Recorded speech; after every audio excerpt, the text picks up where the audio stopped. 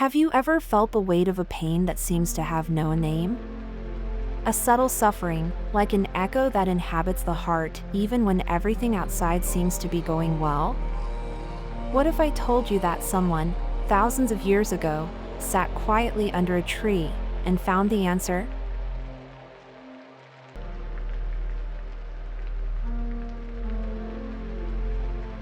That man was Siddhartha Gautama. He was not a god. He was not a myth.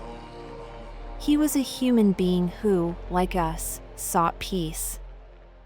And in his deep search, he discovered that suffering is not a destiny, but a veil that can be lifted.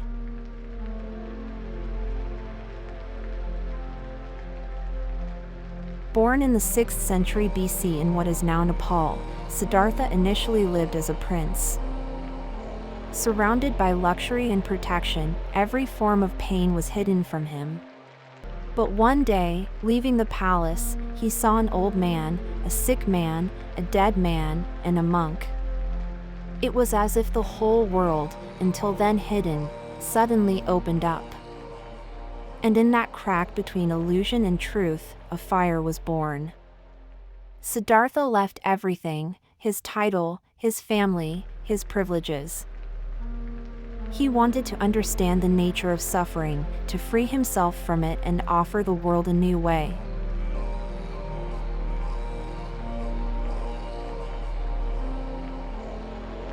For years he meditated, fasted, and subjected himself to extreme tests. But it was only when he abandoned the excesses and chose the middle way between asceticism and indulgence that something changed. Sitting under a Bodhi tree, in deep silence, he came into contact with ultimate reality. Temptation came, fears came, Mara came, the embodiment of ego and desire. But Siddhartha remained motionless, a witness. And at dawn, his consciousness opened like a lotus. He became the Buddha, the Enlightened One.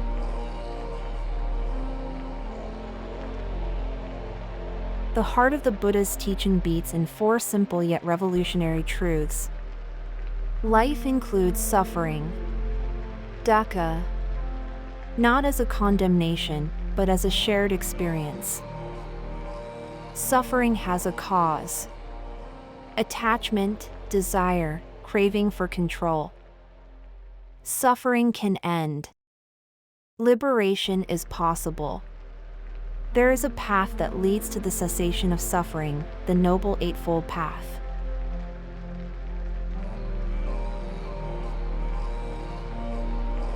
Not a religion, not a dogma, but a practical map for liberation. The Eightfold Path consists of 8 factors. Right view, samadhi. It is the correct understanding of reality, especially the 4 noble truths. Right intention, sammasakkappa. It is the positive mental attitude, characterized by non-attachment, non-hatred, and non-violence.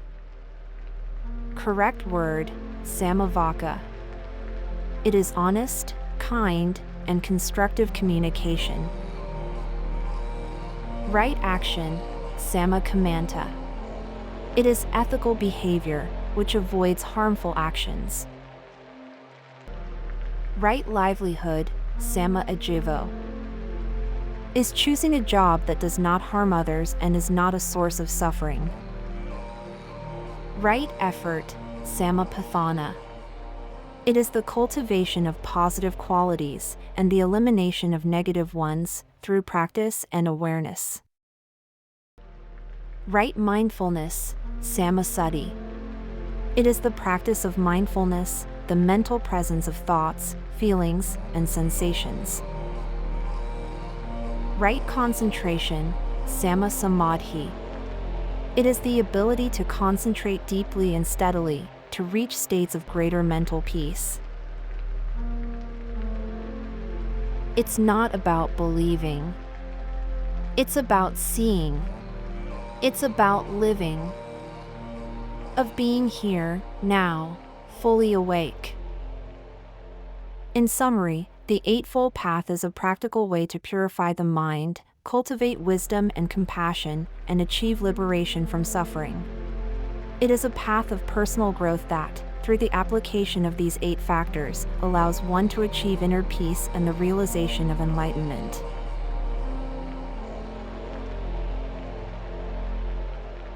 The Buddha never said, "Follow me."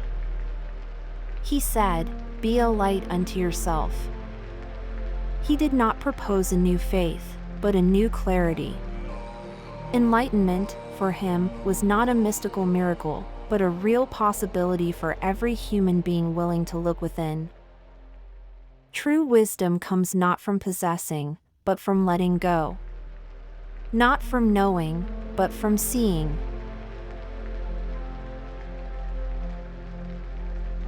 For the Buddha, meditation was not a spiritual luxury, but a revolutionary act. Sitting in silence, observing your breathing, becoming a witness of your thoughts. It means transforming the energy of the mind into presence, and letting the ocean of being calm down by itself. And, as he said, "Mind is everything. What you think, you become."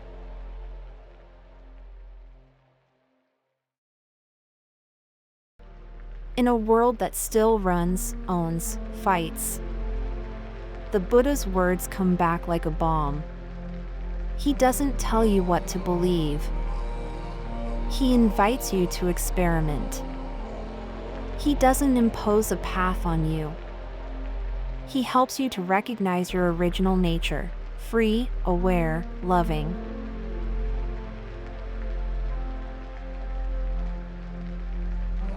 When the Buddha was near death, one of his disciples cried and asked him, "Master, who will lead us now that you are leaving?"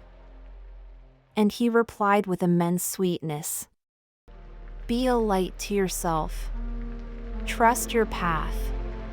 The truth is not external, it is already within you." His death was not an end, but a seed. That seed blooms every time a heart stops, listens, and remembers. Remember that pain can transform. That awareness is freedom.